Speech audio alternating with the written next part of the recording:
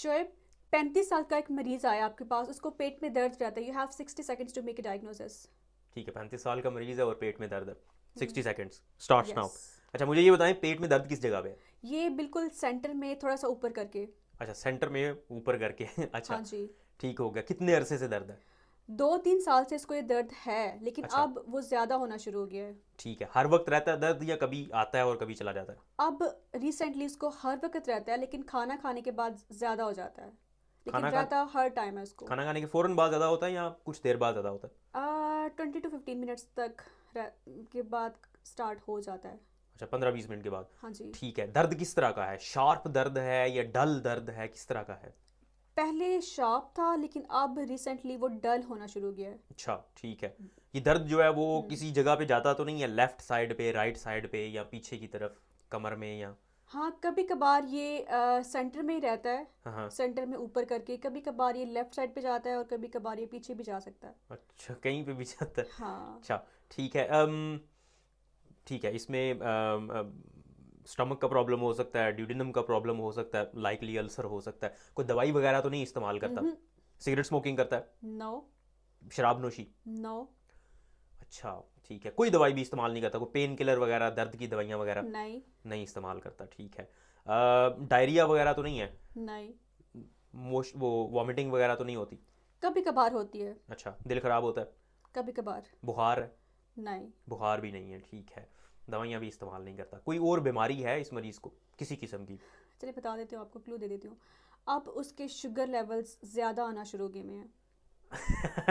अच्छा, ये पेंक्रियाटाइटिस है। अब तो बताना चाहिए था ना। हाँ, अच्छा ये बताएं स्टूल्स कैसे हैं उसके? पखाने जो है वो ग्रीसी और स्मेली तो नहीं होते? बहुत ज़्यादा स्मेल यस। तो नहीं आती? यस। डिफ़िकल्ट टू फ्लश है, मतलब उनको यस। फ्लश करने में बड़ा प्रॉब्लम होता है। यस। ये पेंक्रियाटाइटिस है, क्रोनिक पेंक्रियाटाइटिस, ठीक है, क्योंकि बड़े अरसे से चल रहा है।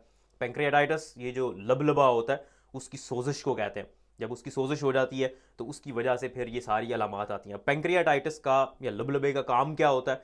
वो दो तरह के काम करता है। एक तो वो हार्मोन्स पैदा करता है, इंसुलिन पैदा करता है, ग्लूकागॉन पैदा करता है, जिनका काम होता है शुगर लेवल्स को मेंटेन करके रखना। फिर दूसरे नंबर पे वो कुछ इंजाइम्स पैदा करता है जो खुराक को हजम करने में हेल्प करते हैं। तो जब वो एंजाइम्स पैदा नहीं होंगे या कम हो जाएंगे तो उसकी वजह से ये सारी अलामात आती हैं। अब जब बंदा खाना खाता है तो खाना खाने के बाद उस खाने को हजम करने के लिए पेंक्रियाज से, लबलबे से एंजाइम्स ने बाहर निकलना है।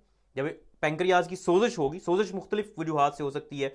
ज़्यादातर जो लोगों को सोजिश होती है वो अल्कोहल की वजह से, शराब नोशी की वजह से होती है। उसके अलावा सिगरेट स्मोकिंग की वजह से कुछ लोगों को वैसे ही हो जाती है, कोई एज सच रिस्क फैक्टर नहीं होता। लेकिन जब भी वो खाना खाते हैं तो उसको हजम करने के लिए पेंक्रियाज ने, लबलबे ने इंजाइम्स रिलीज करने हैं। अब इंजाइम्स क्योंकि वहाँ पे सोजिश हुई है तो उस वक्त फिर दर्द होता है, और वो इंजाइम्स भी उस तरह से रिलीज नहीं होते और खाने को हजम नहीं किया जाता। अब इसमें मेनली एमाइलेज होता है, वो हजम करने के लिए इस्तेमाल होता है, लाइपेज होता है। ये दोनों ही जब सही तरह से रिलीज नहीं होंगे, इस्तेमाल नहीं होंगे, तो खाना हजम नहीं होगा। उसकी वजह से पेट में दर्द होना शुरू हो जाता है, पेंक्रियाज की सोजन की वजह से भी दर्द हो जाता है, और फिर खाना हजम नहीं होगा तो पखाने भी फिर इस तरह के आएंगे, हजम नहीं हुए होंगे। वो जो फैट होती है, चर्बी जो होती है खाने में, ऑयल वगैरह, वो हजम नहीं होता। उसकी वजह से वो फ्लश करने में बड़ा प्रॉब्लम होता है और स्मेली होते हैं। तो डायग्नोज कैसे करेंगे आप? इसको डायग्नोज करने के लिए इन्वेस्टिगेशन में डेफिनेटली इंजाइम्स आप देखेंगे, एमिलेज ज़्यादा होगा, लाइपेज लेवल ज़्यादा होंगे। फिर उसके बाद आप एब्डोमेन का एक्सरे भी कर सकते हैं। बाज़ औक़ात आपको कैल्सिफिकेशन नज़र आती है इसकी, पेंक्रियाज की। इसके अलावा सीटी स्कैन वैसे डायग्नोस्टिक होता है, उसमें आपको वो ज़्यादा सेंसिटिव है, आपको पता चल जाता है कि पेंक्रियाज के साथ क्या मसला चल रहा है। और बाज़ औक़ात जो है वो एंडोस्कोपी भी करना पड़ जाती है, लेकिन मेनली इसी से आपको सीटी स्कैन से आइडिया हो जाता है। और इसका जो ट्रीटमेंट है, ट्रीटमेंट में कंजर्वेटिव ट्रीटमेंट पहले ट्राई किया जाता है। देखिए, खुराक खाते हैं जब तो उसके बाद दर्द होता है ज़्यादा, तो कोशिश की जाती है एक तो लाइफस्टाइल को तब्दील किया जाए, वज़न अगर ज़्यादा है उसको कम किया जाए। खाने के अंदर मैंने आपको बताया कि लाइपेज लिपिड्स को, फैट को डाइजेस्ट करता है, तो अगर आप फैट की क्वांटिटी कम कर देंगे, मतलब अपनी खुराक के अंदर ऑयली चीज़ों को कम इस्तेमाल करेंगे, तो आपको आपको फ़र्क पड़ेगा। इसी तरह प्रोटीन को थोड़ा ज़्यादा कर दें, और कार्बोहाइड्रेट, जो एमिलेज होता है वो कार्बोहाइड्रेट को डाइजेस्ट करता है, तो अगर आप खुराक में कार्बोहाइड्रेट की थोड़ी कमी करेंगे तो उससे भी अफाका होगा। फिर पेंक्रियाटिक इंजाइम्स दिए जाते हैं, वो इंजाइम सप्लीमेंट्स होते हैं, वो हेल्प करते हैं, और उससे भी आपको अफाका पड़ता है।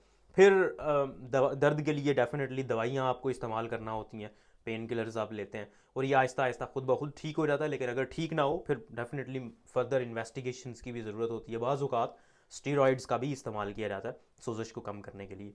लेकिन बाज़ औक़ात ये सारी चीज़ें डेफिनेटली डायग्नोसिस के ऊपर पता चलती हैं। जब आपका डायग्नोसिस तशख़ीस होती है, डॉक्टर कंफर्म करता है टेस्ट वगैरह करके, तो फिर ही आप इसका इलाज करते हैं। अदरवाइज़ बहुत सारी चीज़ें इसी तरह से प्रेजेंट कर सकती हैं। जैसे मैंने आपको बताया ड्यूडिनल अल्सर, मतलब छोटी आंत का अल्सर अगर हो जाए तो वो भी इसी तरह की अलामात के साथ प्रेजेंट होता है। इवन जो गॉल ब्लैडर होता है, जो क्या उसे कहते हैं, पित्ता जो होता है, हाँ, पित्ते की सोजिश और अगर प्रॉब्लम हो जाए, पथरी हो अगर उसमें और उसकी वजह से सोजिश हो जाए, तो भी बाज़ औक़ात इस तरह की अलामात आती हैं। गुड, चलिए आपका स्टेशन पास हो गया। ठीक है।